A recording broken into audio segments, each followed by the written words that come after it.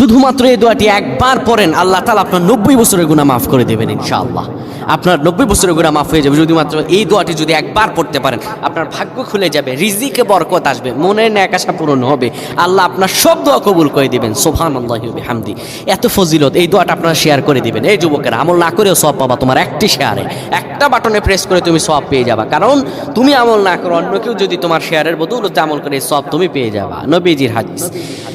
আমার ভাইয়েরা, আল্লাহর কাছে দোয়া করা, আল্লাহর কাছে দোয়া চাওয়া, এটি হলো মুমিনদের কাজ। আমার আল্লাহ বান্দাকে বলেন, বান্দারে উদউনি আস্তাজিব লাকুম, আমার কাছে চাও, আমার কাছে চাইলে আমি আল্লাহ তোমাকে দিয়ে দিব।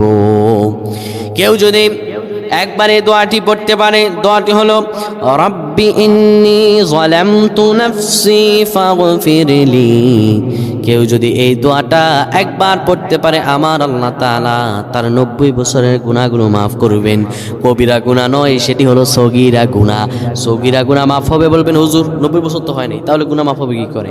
আপনার যত বছর হয়েছে তত বছরের সগীরা গুনাহ মাফ হবে, আর বাদ বাকিটা কাউন্ট করে আপনার আমল নামায় নফল নামাজ, নফল আমলের সওয়াব আল্লাহ তাআলা আপনার আমল নামায় দিয়ে দিবেন।